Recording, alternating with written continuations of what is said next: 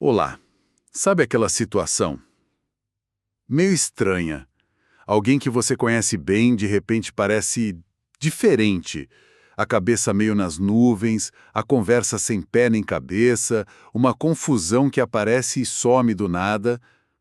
Isso pode ser delírio, e é sobre isso que a gente vai conversar hoje.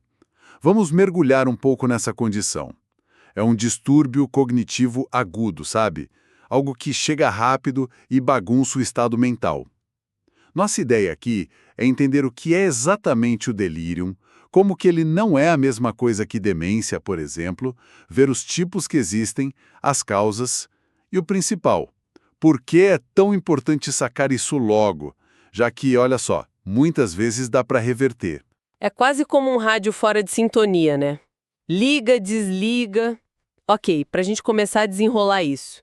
Qual é a base do delírio? O que define ele, assim, fundamentalmente? Bom, para começar, é legal entender que o delírio não é uma doença isolada, sabe?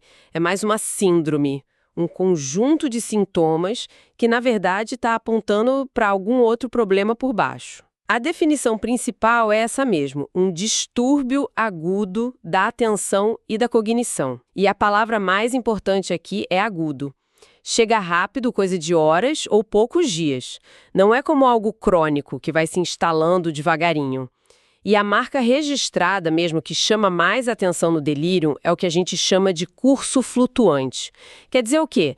Que a clareza mental da pessoa, o nível de consciência, fica variando ao longo do dia ou de um dia para o outro.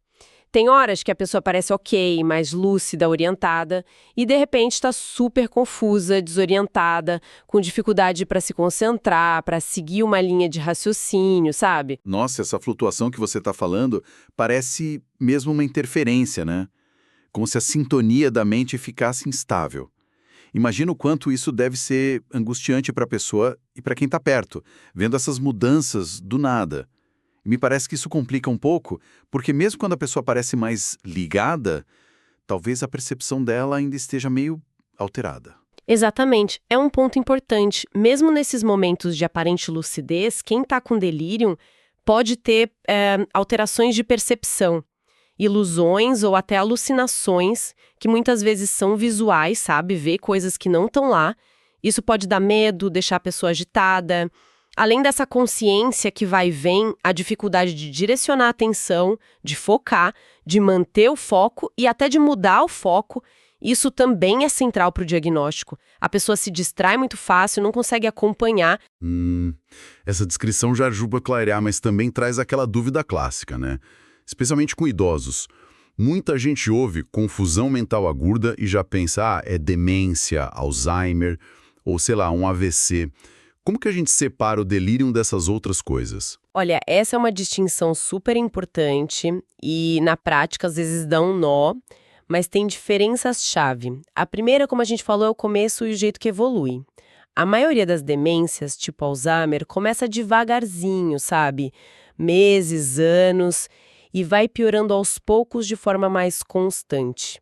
O delírio não. Ele é papum, agudo, de repente. A segunda coisa é a atenção. Na demência mais avançada, a atenção pode piorar sim, mas no delírio, essa dificuldade de atenção é muito mais forte e flutuante, né? Vai e vem. Mas talvez, assim, a diferença mais crítica mesmo, que muda tudo no tratamento e no que esperar, é a reversibilidade. O delírio, olha só, frequentemente, ou melhor, potencialmente, ele pode ser revertido se a gente achar a causa e tratar logo. Já as demências neurodegenerativas, a maioria delas, não tem essa reversão. O tratamento ajuda a controlar, a frear um pouco, mas não volta ao que era. Essa chance de reverter o delírio é que faz ser tão urgente reconhecer ele. A segunda é uma frase que já escutei meu professor de comunicação falar. As palavras não são impunes. Elas advogam a seu favor ou contra. Entendi a diferença na teoria, mas fico pensando na hora H, sabe? Lá no pronto-socorro, chega um paciente idoso que já tem diagnóstico de demência e, de repente, piora muito o estado mental. Aí, para saber o que é a demência avançando e o que é um delírio que apareceu por cima, Não deve ser nada fácil, né? Vira tipo um quebra-cabeça. Com certeza. Essa situação que você descreveu, a gente chama de delírio superposto à demência. É um desafio comum e bem importante. O segredo é tentar saber como a pessoa era antes dessa pior aguda. O estado basal dela, sabe? Aí, a família, os cuidadores, eles são essenciais para dar essa informação. Qualquer mudança rápida e flutuante no comportamento, na atenção, na consciência, mesmo em alguém que já tem demência, tem que levantar a suspeita, opa, pode ser delírio. E aí tem que procurar as causas reversíveis. O erro é achar que toda piora aguda é só a demência progredindo, porque aí a gente perde a chance de tratar algo que poderia melhorar, tipo uma infecção, entende? Faz total sentido. E essa apresentação do delírio, ela é sempre igual? Ou tem, sei lá, tipos diferentes dessa confusão? Tem variações importantes, sim, e isso também ajuda a complicar o reconhecimento às vezes. A gente costuma classificar em 3 subtipos, pensando no comportamento motor da pessoa. O primeiro é o delírio hipoativo. Esse é o tipo mais quietinho, sabe? A pessoa fica lenta, sonolenta, meio apática, parece desanimada, olhar vago, responde pouco, pode não querer comer, não interagir, não querer sair da cama. Esse jeito parece muito com depressão ou com aquela apatia grande. E o perigo é que esse tipo muitas vezes passa batido, não é diagnosticado, justamente porque a pessoa não incomoda, não dá trabalho como na agitação. Aí, nesses casos, usar umas ferramentas para avaliar a cognição, tipo o Mini-Mental, que é um teste rápido para ver orientação, memória, atenção, ajuda a ver que tem um problema cognitivo ali. E não é só depressão, embora, claro, as duas coisas possam acontecer juntas. Nossa, esse tipo quieto me parece até mais complicado, num certo jeito. Justamente por ser discreto, né? Pode passar despercebido pela equipe, pela família. Podem achar que é só cansaço, tristeza por estar no hospital. E enquanto isso, a causa daquilo, sei lá, uma infecção, um problema no metabolismo continua lá, sem tratar e piorando tudo. Exato. É uma preocupação real e tem estudos que mostram que esse delírio hipoativo pode até ter um prognóstico pior, talvez por essa demora em sacar o que está acontecendo e tratar. Em contraste, a gente tem o delírio hiperativo. Esse é o que o pessoal mais imagina quando pensa em delírio. Agitação, inquietude, a pessoa não para, tenta levantar da cama, arrancar o soro, a sonda. Pode ficar agressiva verbalmente. Alucinação, delírios são mais comuns e mais óbvios aqui. Esse é mais fácil de identificar, claro, mas traz outros problemas de segurança para o paciente e é um desafio para a equipe lidar. E ainda tem o delírio misto, que talvez seja até o mais comum. Aí a pessoa fica variando, tem horas que está mais lenta, hipoativa, e horas que está agitada, hiperativa. Pode estar mais quieta de manhã e agitada à noite, por exemplo. O interruptor que ligou essa confusão toda vira a missão principal, né? O que pode dar esse curto-circuito no cérebro, afinal? Olha, a lista de coisas que podem disparar um delírio é enorme. Isso mostra como o cérebro é sensível a qualquer problema no corpo, né? Para facilitar, a gente pode agrupar as causas em algumas categorias. Primeiro, problemas que batem direto no cérebro, tipo um AVC, uma infecção lá dentro, como meningite, encefalite, um trauma na cabeça, um tumor. Segundo, e essa talvez seja a causa mais comum em hospital, são os problemas em outras partes do corpo, mas que afetam o cérebro indiretamente. Infecções fora do cérebro, pneumonia, infecção urinária, nossa, isso é super comum, ainda mais em idosos. Qualquer infecção mais séria, tipo sepse, pode dar delírio. Problemas em órgãos, rim, fígado, coração, quando eles não estão funcionando bem, descompensados. Alterações no metabolismo, nos eletrólitos, falta de oxigênio, hipóxia, açúcar baixo, hipoglicemia ou muito alto, hiperglicemia, desidratação e problemas nos sais do sangue, tipo sódio baixo, hiponatremia, esse é um clássico. Uma febre sem causa definida também tem que acender o alerta para o delírio. Uma terceira categoria bem importante são as substâncias. Intoxicação. Por álcool, drogas ou até remédio em dose alta demais. Abstinência. Tirar de repente o álcool, o famoso delirium tremens, ou calmantes tipo benzodiazepínicos ou outras drogas. Isso é causa grave e comum de delírio. Medicamentos. Essa aqui é crucial, principalmente em idosos que tomam um monte de remédio, a polifarmâcia. Vários tipos de remédios podem causar delírio. Anticolinérgicos, que têm remédio para alergia, para incontinência, para Parkinson. Sedativos para dormir, analgésicos fortes como opioides, corticoides. E a lista é grande. Às vezes, só de começar um remédio novo ou aumentar a dose de um que já usava, já dispara o quadro. E por último, tem fatores do ambiente e outras coisas. Depois de cirurgia, o estresse da cirurgia em si, a anestesia, a dor que não está controlada, ficar muito tempo parado, tudo isso contribui para ter muito delírio depois de operar, mesmo em cirurgia pequena. Privação sensorial. Estar em um lugar estranho, tipo UTI, com barulho, luz o tempo todo, sem os óculos, sem o aparelho de ouvir, isso desorienta e pode ajudar a causar delírio. Outras coisas: dor forte sem tratamento, intestino preso por muito tempo ou não conseguir fazer xixi, retenção urinária. Também podem ser gatilhos. Caramba, a lista é realmente enorme e até surpreendente, né? Vai de coisa super grave, tipo meningite, até situações que parecem mais do dia a dia ou mais fáceis de resolver, como uma infecção urinária, um remédio novo para dormir, ou até mesmo não estar com os óculos no hospital. Isso mostra bem como o cérebro é delicado, né?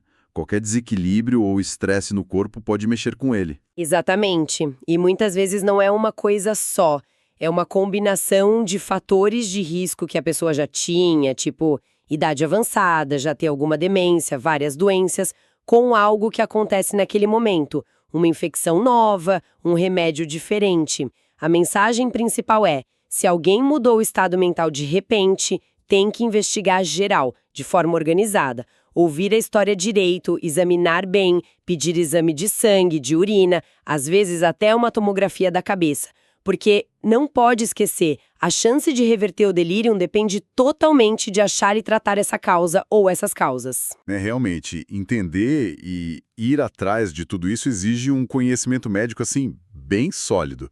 É um desafio para diagnosticar, né? Precisa de preparo principalmente para quem está na linha de frente ou se formando para isso. Falando em preparação, se você é estudante e quer se preparar de verdade, entra agora em medicob.com.br, baixe o app e aproveita o maior banco de questões do Brasil com provas anteriores de todas as instituições, questões comentadas, resumos práticos, aulas completas e flashcards prontos para revisar onde quiser. E voltando aqui para a investigação do delírio, essa complexidade toda só reforça o ponto. Nunca dá para subestimar uma mudança aguda no estado mental, né? São muitas possibilidades, tem que ter atenção, sem dúvida. E essa investigação é o passo número 1 para conseguir manejar bem a situação. Depois que a gente identifica a causa, era uma infecção urinária? Trata com antibiótico. Era um remédio? Suspende. Era um eletrólito baixo? Corrige. Aí o delírio tende a melhorar. Aos poucos, né? Às vezes leva dias até semanas para a pessoa voltar totalmente ao normal. Considerando tudo isso que a gente conversou, qual seria a mensagem final? Por que é tão importante que não só o pessoal da saúde, mas talvez até a família, os cuidadores, entendam melhor o que é o delírio? Resumindo o essencial. Delírio é algo comum, muito comum em idosos no hospital ou com doenças sérias. É uma mudança aguda e que flutua na atenção e na cognição. Pode ser o tipo quietinho, hipoativo, o agitado, hiperativo ou misto. Mas o ponto fundamental mesmo é que ele é potencialmente reversível. E aí que entra a importância de entender que o delírio não é só uma confusãozinha boba que vai passar. Quando a gente não percebe ou não trata direito, ele traz um monte de problema junto. Paciente com delírio fica mais tempo internado, tem mais risco de cair, de ter ferida na pele, úlcera de pressão, de pegar infecção no hospital. Depois da alta, a recuperação funcional é pior, sabe? A pessoa tem mais chance de precisar ir para uma casa de repouso e até a mortalidade é maior mesmo depois de controlar a causa inicial do delírio. Fora o impacto emocional, né? Para a pessoa, para a família. E o custo para o sistema de saúde é alto. Tem até estudos sugerindo que ter delírio pode acelerar um declínio cognitivo no futuro. Uau! Então a coisa muda de figura. Não é só um sintoma chato. É um sinal de que a pessoa está vulnerável e algo que pode realmente impactar a saúde e a vida dela para frente. Aquela janela para achar e tratar a causa fica ainda mais importante pensando nessas consequências todas. Exatamente. Por isso, sacar logo o que está acontecendo é fundamental. E isso passa por treinar as equipes de saúde para ficarem atentas aos sinais, principalmente daquele delírio mais quieto, e usar umas ferramentas para rastrear isso. Passa também por educar os pacientes, as famílias, sobre o que é o delírio e como é importante avisar se notarem uma mudança rápida no comportamento. E além de tratar a causa, tem as medidas de suporte, né? Garantir que a pessoa beba água, se alimente bem, controlar a dor, ajudar a regular o sono e simular levantar e andar logo, ficar orientando a pessoa no tempo e no espaço, garantir que use os óculos, o aparelho auditivo e até pensar em estratégias para prevenir o delírio em lugares de risco, como hospitais. Isso pode diminuir bastante a chance dele acontecer. Excelente. Então, só para fechar, delírio é essa síndrome aguda, a atenção e a cognição ficam flutuando, pode ser quieto ou agitado, tem 1 milhão de causas possíveis, desde infecção até remédio, e o ponto central é que tratando a causa, muitas vezes reverte. Mas se passar batido, as consequências podem ser sérias. Isso deixa a gente com uma pergunta no ar, né? Pensando que causas tão comuns, tipo uma infecção urinária simples, um remédio novo para dormir, ou até desidratação, podem causar delírio, e que a forma quieta é tão fácil de confundir com depressão, cansaço ou só coisa da idade, fica a questão. Será que muitos casos de delírio hipoativo não estão passando quietinhos por aí, nos hospitais, nas clínicas, até em casa, sendo vistos como outra coisa? Quantas chances de intervir e talvez reverter a situação a gente pode estar perdendo só por não desconfiar ou não conhecer bem essa condição tão comum e com tanto impacto? É algo para todo mundo, profissionais, pacientes, famílias, ficar ligado.